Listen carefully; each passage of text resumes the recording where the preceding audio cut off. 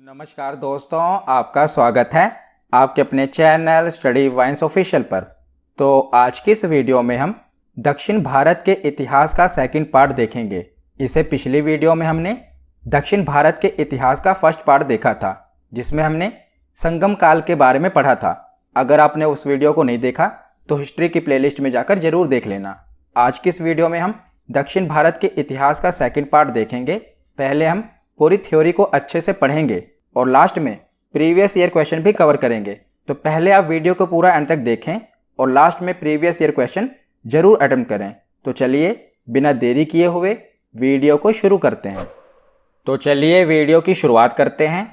तो इसे पिछली वीडियो में मैंने आपको बताया था कि जो दक्षिण भारत का इतिहास है इसे दो भागों में विभाजित किया गया है। पहला संगम काल और दूसरा दक्षिण भारत के अन्य राजवंश। तो संगम काल में मैंने आपको चेर वंश, चोल वंश और पांड्य वंश के बारे में पढ़ाया था। आज हम जो दक्षिण भारत के अन्य राजवंश हैं उनके बारे में पढ़ेंगे। तो दक्षिण भारत के अन्य प्रमुख राजवंशों में मुख्यतः चार वंश हैं: पल्लव वंश, चालुक्य वंश, राष्ट्रकूट वंश और चोल वंश।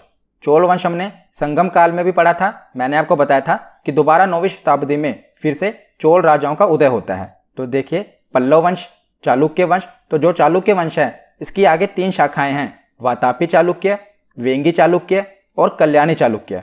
उसके बाद राष्ट्रकूट वंश और चोल वंश। तो जो दक्षिण भारत का इतिहास है ये काफ़ी कॉम्प्लिकेटेड है, मतलब कि काफ़ी उलझा हुआ इतिहास है। तो आज की इस वीडियो में हम पल्लव वंश और चालुक्य वंश की जो तीनों शाखाएं हैं, यानी कि वातापी चालुक्य, वेंगी चालुक्य और कल्याणी चालुक्य के बारे में पढ़ेंगे। इसे नेक्स्ट वीडियो में हम राष्ट्रकूट वंश और चोल वंश के बारे में पढ़ेंगे, क्योंकि अगर हम सभी को एक साथ पढ़ेंगे तो काफ़ी कॉम्प्लिकेटेड हो जाएगा। इसीलिए पहले हम पल्लव वंश और चालुक्य वंश की तीनों शाखाओं को आज कवर कर लेंगे। नेक्स्ट वीडियो में हम राष्ट्रकूट वंश और चोल वंश के बारे में पढ़ेंगे। तो अगर आप मैप में देखें तो ये देखिए, ये है पल्लव वंश जो कि आंध्र प्रदेश वाला एरिया है। ये बीच में आप देख रहे हैं, ये है राष्ट्रकूट वंश, यहाँ पर शासन था। और बाकी का ये तीनों हैं जो कि चालुक्य वंश की तीनों शाखाएं हैं। पहला है वातापी चालुक्य। तो जिन चालुक्यों ने वातापी को अपनी राजधानी बनाया वो कहलाए वातापी चालुक्य। दूसरे हैं कल्याणी चालुक्य। तो जिन्होंने कल्याणी को अपनी राजधानी बनाया वो कहलाए कल्याणी चालुक्य। और तीसरे हैं वेंगी चालुक्य। जिन्होंने वेंगी को अपनी राजधानी बनाया वो कहलाए वेंगी चालुक्य। तो चालुक्यों की तीन शाखाएं हैं: वातापी चालुक्य, कल्याणी चालुक्य और वेंगी चालुक्य। और बीच में है ये राष्ट्रकूट वंश, जिसके बारे में हम अगली वीडियो में पढ़ेंगे। और नीचे ये जो आंध्र प्रदेश वाला एरिया है वो है पल्लव वंश, और उसके नीचे जो केरल वाला एरिया है ये है चोल वंश। तो चोल वंश और राष्ट्रकूट वंश के बारे में हम नेक्स्ट वीडियो में देखेंगे। अभी हम देखते हैं पल्लव वंश के बारे में। तो पल्लव वंश का इतिहास 575 ईस्वी से लेकर 897 ईस्वी तक रहा है। तो पल्लव वंश के संस्थापक कौन थे? सिंह विष्णु ये इसके संस्थापक थे। और पल्लव वंश की राजधानी कौन सी थी? तो कांची या कांचीपुरम, जो कि वर्तमान में तमिलनाडु में है, ये इसकी राजधानी हुआ करती थी। और पल्लव वंश की राजभाषा कौन सी है? तो संस्कृत पल्लव वंश की राजभाषा हुआ करती थी। तो सबसे पहले देखते हैं पल्लव वंश के संस्थापक सिंह विष्णु के बारे में। इनका शासनकाल 575 ईस्वी से लेकर 600 ईस्वी तक रहा था। तो सिंह विष्णु वैष्णव धर्म के अनुयायी थे। तो ज़्यादातर जो दक्षिण भारत के राजा थे ना, ये दो ही धर्म के अनुयायी हुआ करते थे, या तो वैष्णव धर्म या शैव धर्म। तो वैष्णव धर्म यानी कि जो भगवान विष्णु के उपासक थे, और शैव धर्म जो भगवान भोले शंकर के उपासक हुआ करते थे। तो ज़्यादातर दक्षिण भारत के राजा दो ही धर्म के अनुयायी हुआ करते थे। तो जो सिंह विष्णु थे ये वैष्णव धर्म के अनुयायी थे। और सिंह विष्णु के दरबार में भारवी नाम का लेखक रहा करता था। कीर्ता अर्जुनियम की रचना की थी। इंपॉर्टेंट है, याद रखिएगा कि कीर्ता अर्जुनियम ग्रंथ की रचना किसने की थी? भारवी, जो कि सिंह विष्णु के दरबार का लेखक था। उसके बाद है कि सिंह विष्णु के ही शासनकाल में मामलपुर में वराह मंदिर का निर्माण हुआ था। वेरी इंपॉर्टेंट, अभी पूछा भी जाता है कि तमिलनाडु में जो मामलपुर में वराह मंदिर है इसका निर्माण किसके शासनकाल में हुआ था? तो सिंह विष्णु के शासनकाल में हुआ था। और सिंह विष्णु एक महान प्रतापी शासक था जिसने चेर, चोल और पांड्य वंश के राजाओं को युद्ध में पराजित किया था। तो ये था सिंह विष्णु के बारे में। अब हम आगे देखते हैं इसके अगले शासक महेंद्र वर्मन प्रथम। तो देखिए, वैसे तो दक्षिण भारत के इतिहास में देखें तो बहुत से राजा हुए थे, तो हमें सभी तो नहीं पढ़ने। तो मैं आपको जो महत्वपूर्ण राजा है ना, जो कि प्रीवियस ईयर में पूछे गए हैं, उन्हीं के बारे में पढ़ाऊंगा। मतलब कि हमें सब नहीं पढ़ना, सब याद भी आप नहीं रख पाओगे। तो जो एग्जाम में पूछा जाता है बस हम उतना ही पढ़ेंगे, इतना ही आपको याद रखना है। अगर आप सबके बारे में पढ़ेंगे तो एक एक वंश में बहुत से राजा हुए हैं, आप सबको याद नहीं रख पाओगे। तो इससे अच्छा है कि कि जो प्रीवियस ईयर में पूछे गए हैं वही पढ़ लीजिए। अगर उससे बाहर भी आए तो आप कितने राजाओं को याद करोगे। तो ज़्यादातर जो इंपॉर्टेंट राजा हैं वो मैंने कवर किए हैं प्रीवियस ईयर क्वेश्चन को देखकर। तो ये सभी राजा इंपॉर्टेंट हैं। तो सिंह विष्णु के बाद उनका पुत्र महेंद्र वर्मन प्रथम अगला शासक बना पल्लव वंश का। तो सिंह विष्णु के बाद उसका पुत्र महेंद्र वर्मन प्रथम अगला शासक बना। और महेंद्र वर्मन एक महान कवि एवं संगीतज्ञ था। तो ये एक महान कवि था और इसने मत्त विलास प्रहसन नामक हास्य ग्रंथ की रचना की थी, जो कि पल्लव काल की प्रमुख रचना है। बहुत बार एग्जाम में पूछा गया है कि मत्त विलास प्रहसन ये किसकी रचना है। तो ये महेंद्र वर्मन प्रथम की रचना है, याद रखिएगा। और शुरुआत में जो ये महेंद्र वर्मन प्रथम था ये जैन धर्म का अनुयायी था, पर बाद में तमिल संत अप्पर के प्रभाव में आकर इसने शैव धर्म अपना लिया था। पहले ये जैन धर्म का अनुयायी था, पर बाद में इसने शैव धर्म अपना लिया था। और महेंद्र वर्मन के शासनकाल में चालुक्य नरेश पुलकेशिन द्वितीय ने आक्रमण किया था और पल्लव शासक महेंद्र वर्मन को युद्ध में पराजित कर दिया था। आगे हम पढ़ेंगे चालुक्य वंश के बारे में। तो चालुक्य वंश का एक शासक था पुलकेशिन द्वितीय, उसने महेंद्र वर्मन प्रथम को हरा दिया था और यहीं से पल्लवों और चालुक्यों के बीच में युद्ध की शुरुआत हुई थी। आगे हम देखेंगे कि पुलकेशिन द्वितीय ने महेंद्र वर्मन को हरा दिया था। तो ये जो महेंद्र वर्मन था ये किससे हार गया था? पुलकेशिन द्वितीय से। और यहीं से क्या हुआ था कि पल्लवों और चालुक्यों के बीच में युद्ध की शुरुआत हो गई थी। तो महेंद्र वर्मन के बाद अगला शासक बना नरसिंह वर्मन प्रथम। तो पूरे पल्लव वंश का सबसे शक्तिशाली शासक नरसिंह वर्मन प्रथम था। इसने चालुक्य शासक पुलकेशिन द्वितीय को युद्ध में पराजित कर दिया। अभी हमने पीछे पढ़ा था ना कि इसके पिता थे महेंद्र वर्मन प्रथम, उनको पुलकेशिन द्वितीय ने पराजित कर दिया था। उनका बदला इनके पुत्र ने ले लिया, नरसिंह वर्मन प्रथम ने। इसने क्या किया कि पुलकेशिन द्वितीय को युद्ध में हरा दिया और उसकी राजधानी थी वातापी। उसको जीतकर नरसिंह वर्मन ने वातापी कोंड की उपाधि धारण की। कोंड यानी कि विजेता। तो वातापी को इसने जीता, इसीलिए इसने उपाधि धारण की वातापी कोंड। इसके पिता को पुलकेशिन द्वितीय ने हराया था और इसने पुलकेशिन द्वितीय को ही हरा दिया। और महाबलीपुरम के जो रथ मंदिर हैं उनका निर्माण नरसिंह वर्मन प्रथम ने ही करवाया था। वेरी वेरी इंपॉर्टेंट, कई बार एग्जाम में पूछा गया है कि महाबलीपुरम के रथ मंदिरों का निर्माण किसने करवाया था। तो महाबलीपुरम के रथ मंदिरों का निर्माण किसने करवाया था? नरसिंह वर्मन प्रथम ने करवाया था। याद रखिएगा, ये इंपॉर्टेंट है। ज्यादातर एग्जाम में तो ये पूछा जाता है कि जो महाबलीपुरम के रथ मंदिर हैं इसका निर्माण किस वंश ने करवाया। तो पल्लव वंश ने करवाया। अगर शासक पूछ लिया जाए तो शासक है नरसिंह वर्मन प्रथम, अगर वंश पूछा जाए तो वंश है पल्लव वंश, याद रखिएगा। उसके बाद अगला महत्वपूर्ण शासक बना पल्लव वंश का नरसिंह वर्मन द्वितीय। इसका शासनकाल शांति का शासनकाल माना जाता है, क्योंकि इसने कोई ज्यादातर युद्ध नहीं किया, इसीलिए इसका जो शासनकाल रहा ये शांति का शासनकाल माना जाता है। और इसके शासनकाल में स्थापत्य कला का भरपूर विकास देखने को मिला है।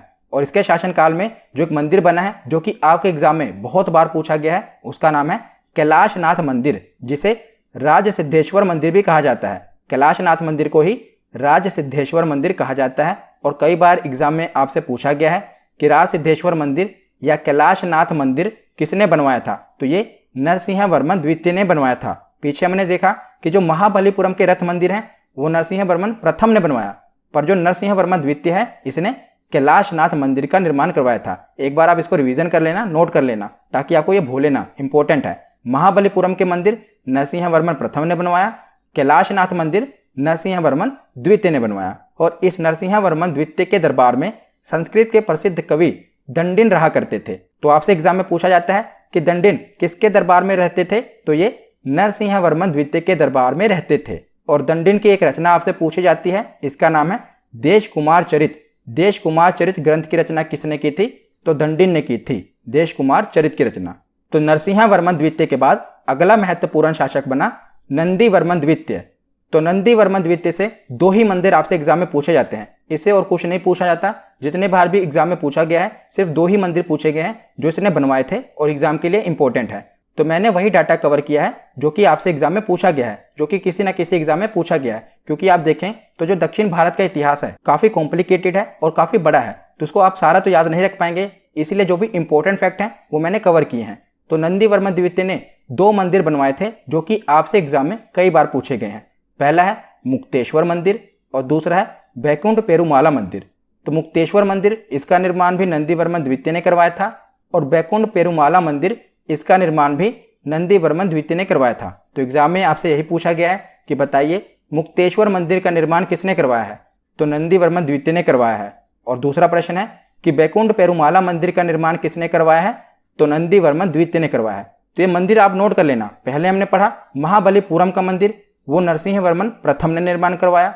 दूसरा हमने पढ़ा कैलाशनाथ मंदिर, उसका निर्माण नरसिंह वर्मन द्वितीय ने करवाया, क्योंकि थोड़ा ये कंफ्यूजिंग है ना, इसको नोट कर लेना। उसके बाद है मुक्तेश्वर मंदिर और बैकुंठ पेरुमाला मंदिर, इसका निर्माण नंदी वर्मन द्वितीय ने करवाया। तो इस वंश का जो अंतिम प्रमुख शासक हुआ, यानी कि पल्लव वंश का अंतिम प्रमुख शासक था अपराजित वर्मन, जिसका कार्यकाल 879 ईस्वी से लेकर 897 ईस्वी तक रहा। और बाद में पल्लव साम्राज्य को चोल शासकों ने विजित कर अपने राज्य में विला लिया। तो इसके बाद जो पल्लव साम्राज्य था वो खत्म हो गया। तो हमें बस इतना ही पल्लव वंश के बारे में याद रखना है। तो उसके बाद आगे देखते हैं चालुक्य वंश। तो चालुक्य वंश की 3 शाखाएं हैं। मैंने आपको बताया था वातापी चालुक्य, कल्याणी चालुक्य और वेंगी चालुक्य। तो जिसने वातापी को अपनी राजधानी बनाया वो वातापी चालुक्य कहलाए, जिसने वेंगी को अपनी राजधानी बनाया वो वेंगी चालुक्य कहलाए, और जिसने कल्याणी को अपनी राजधानी बनाया वो कल्याणी चालुक्य कहलाए। और ये भी पूछा जाता है कि कौन सा पूर्वी चालुक्य हैं, कौन से पश्चिमी चालुक्य हैं और कौन से प्राचीन चालुक्य हैं। तो देखिए जो ये वाला एरिया देख रहे हैं ना आप वातापी चालुक्य का, इन्हें प्राचीन चालुक्य कहा जाता है, क्योंकि सबसे पहले चालुक्य वंश की स्थापना इन्होंने ही की थी, इसीलिए इन्हें प्राचीन चालुक्य कहा जाता है। किसे? वातापी चालुक्य को। उसके बाद जो पूर्व में आप देख रहे हैं ना आंध्र प्रदेश के एरिया में, ये है वेंगी चालुक्य, इन्हें पूर्वी चालुक्य कहा जाता है। वैसे भी आप मैप में देखेंगे तो ये पूर्व में है, तो इन्हें पूर्वी चालुक्य कहा जाता है। और जो ये हैं कल्याणी चालुक्य, इन्हें पश्चिमी चालुक्य कहा जाता है। तो पूर्वी चालुक्य हैं वेंगी चालुक्य, पश्चिमी चालुक्य हैं कल्याणी चालुक्य, और वातापी चालुक्य को प्राचीन चालुक्य कहा जाता है। तो ये भी एग्जाम में पूछा गया है, इसीलिए याद रखिएगा। सबसे पहले देखते हैं वातापी या बादामी चालुक्य, जिन्हें प्राचीन चालुक्य कहा जाता है। तो इस वंश के संस्थापक जयसिंह थे, जिनकी राजधानी वातापी थी, इसीलिए से वातापी चालुक्य कहा जाता है। तो इन्होंने बस स्थापना ही की थी। इनके प्रमुख शासक देखा जाए तो वो पुलकेशिन प्रथम थे, जिन्होंने मतलब इसको आगे बढ़ाया। पर स्थापना किसने की थी? जयसिंह प्रथम ने। तो इस वंश का सबसे प्रतापी शासक हुआ था पुलकेशिन द्वितीय। इससे पहले एक और शासक थे पुलकेशिन प्रथम, जो इसके संस्थापक वास्तविक संस्थापक माने जाते हैं, मतलब कि उन्होंने इस वंश को आगे बढ़ाया था। पर जो प्रमुख शासक था, सबसे प्रतापी शासक था, वो था पुलकेशिन द्वितीय। तो ज्यादातर एग्जाम में जितनी भी बार वातापी चालुक्य से प्रश्न बना है, सिर्फ पुलकेशिन द्वितीय से ही प्रश्न बना है, इसीलिए हम पुलकेशिन द्वितीय के बारे में ही पढ़ेंगे। इसके बहुत से राजा हुए, पर अगर आप एग्जाम में देखेंगे तो ज्यादातर 90% क्वेश्चन सिर्फ पुलकेशिन द्वितीय से ही बने हैं, इसीलिए हम पुलकेशिन द्वितीय के बारे में पढ़ेंगे। तो पुलकेशिन द्वितीय इस वंश का सबसे महान शासक हुआ था। इसने पश्चिमी गंग वंश, कदम्ब वंश और पुष्यभूति वंश के शासक हर्षवर्धन को पराजित कर परमेश्वर की उपाधि धारण की थी। Very very important. पुलकेशिन द्वितीय ने हर्षवर्धन को भी पराजित किया था, एग्जाम में पूछा गया है। उसके बाद इसने परमेश्वर की उपाधि धारण की थी। और पुलकेशिन द्वितीय ने वेंगी, जो कि आंध्र प्रदेश का इलाका है, उसे जीतकर अपने भाई विष्णुवर्धन को वहां का शासन नियुक्त किया था, और इसी के साथ वेंगी के चालुक्यों की नींव रखी थी। तो मैंने आपको बताया था ना कि एक है वातापी चालुक्य, जिन्होंने वातापी को अपनी राजधानी बनाया, दूसरे थे वेंगी चालुक्य, जिन्होंने वेंगी को अपनी राजधानी बनाया था। तो पुलकेशिन द्वितीय ने ही वेंगी को जीता था, और उसके बाद इसने अपने छोटे भाई को यानी कि विष्णुवर्धन को वहां का शासन नियुक्त कर दिया। तो वहीं से वेंगी के चालुक्यों की नींव रखी गई। तो आगे हम पढ़ेंगे वेंगी के चालुक्यों के बारे में, पर पहले आप जान लीजिए कि जो वेंगी वाला इलाका था वो भी पुलकेशिन द्वितीय ने ही जीता था, और उसके बाद इसने अपने भाई को वहां का राज्य सौंप दिया, और वहां पर फिर वेंगी के चालुक्यों की नींव रखी गई। तो उसके बाद आगे देखते हैं। तो पुलकेशिन द्वितीय ने अपने शासनकाल में पल्लव वंश पर आक्रमण करा, और पल्लव वंश के शासक महेंद्र वर्मन प्रथम को युद्ध में पराजित किया। तो जब मैं आपको पल्लव वंश पढ़ा रहा था तो वहां पर मैंने आपको बताया था ना कि महेंद्र वर्मन प्रथम को किसने हराया था?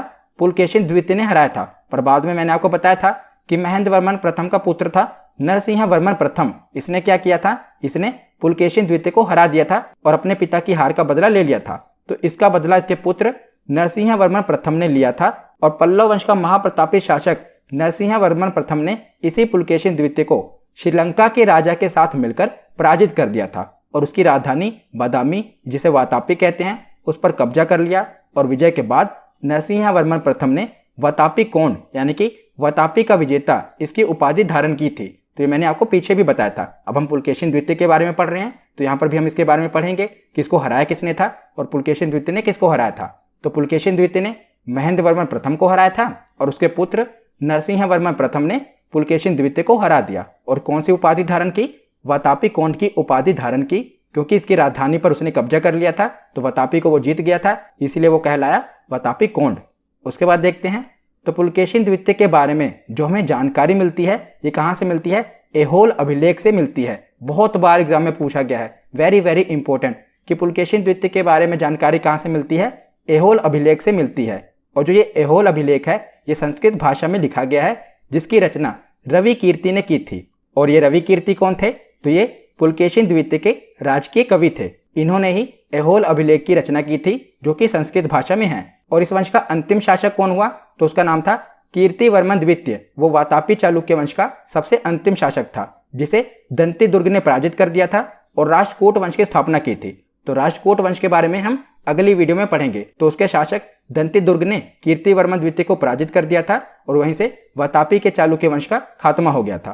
तो यहाँ पर हमने वातापी के चालुक्य वंश के बारे में पढ़ा। सबसे इंपॉर्टेंट क्या है, सिर्फ पुलकेशिन द्वितीय के बारे में पढ़ना है, क्योंकि वही बार बार एग्जाम में पूछा जाता है। उसके बाद हम देखते हैं कल्याणी के चालुक्य, जिन्हें पूर्वी चालुक्य भी कहा जाता है। तो जिन चालुक्यों ने हैदराबाद स्थित कल्याण को अपनी राजधानी बनाया था वो कल्याणी के चालुक्य कहलाए। और इस वंश के संस्थापक कौन थे, तो इस वंश की स्थापना तैलप द्वितीय ने की थी। किसने, तैलप द्वितीय ने कल्याणी के चालुक्यों की स्थापना की थी। और इन सभी में से सबसे महाप्रतापी शासक कौन हुए, तो कल्याणी के चालुक्यों में से सबसे महाप्रतापी शासक हुए विक्रमादित्य 6। ये सबसे महाप्रतापी शासक हुए। इसने कई विद्वानों कवियों को अपने दरबार में आश्रय दिया था और इसी के शासनकाल में प्रसिद्ध कवि विज्ञानेश्वर और विल्हन रहा करते थे। तो कई बार एग्जाम में पूछा गया है कि विज्ञानेश्वर और विल्हन ये किसके दरबारी हुआ करते थे, तो ये विक्रमादित्य 6 के दरबारी हुआ करते थे, जो कि कल्याणी के चालुक्य का सबसे महाप्रतापी शासक था। तो जितने भी शासक हुए कल्याणी के चालुक्य के, उसमें से सबसे महान और प्रतापी शासक था विक्रमादित्य षष्ठ, यानी कि विक्रमादित्य 6। तो इसके शासनकाल में प्रसिद्ध कवि विज्ञानेश्वर और विल्हन रहा करते थे। तो इनकी रचनाएं पूछी जाती है। तो विल्हन की रचना थी विक्रमांक चरित्र, तो विक्रमादित्य के ऊपर रचना की थी विक्रमांक चरित्र। और दूसरे थे विज्ञानेश्वर, तो इनकी रचना भी पूछी जाती है। जिन्होंने मिताक्षरा नामक ग्रंथ की रचना की थी, जो कि हिंदू धर्म से संबंधित है। तो आपसे पूछा गया है कि मिताक्षरा की रचना किसने की, जो कि हिंदू धर्म से संबंधित है, तो इसकी रचना की थी विज्ञानेश्वर ने। तो विल्हन और विज्ञानेश्वर ये दोनों किसके दरबारी थे, विक्रमादित्य 6 के दरबारी थे। तो इस वंश का अंतिम शासक कौन था, तो इस वंश का अंतिम शासक हुआ था सोमेश्वर चतुर्थ, याद रखिएगा। तो कल्याणी के चालुक्य में हमने क्या पढ़ा कि जिन चालुक्यों ने हैदराबाद स्थित कल्याण को अपनी राजधानी बनाया वो कल्याणी के चालुक्य कहलाए। और इस वंश की स्थापना तैलप द्वितीय ने की। और सबसे महान शासक कौन हुए, विक्रमादित्य 6, जिनके 2 कवि थे विल्हन और विज्ञानेश्वर। विल्हन की रचना थी विक्रमांक चरित्र और विज्ञानेश्वर की रचना थी मिताक्षरा, जो कि हिंदू धर्म से संबंधित है। और इस वंश के अंतिम शासक हुए सोमेश्वर चतुर्थ। तो उसके बाद देखते हैं वेंगी के चालुक्य, जिन्हें पूर्वी चालुक्य कहा जाता है। तो पुलकेशिन द्वितीय ने इसे जीतकर अपने छोटे भाई विष्णुवर्धन को यहाँ का राजा बनाया था।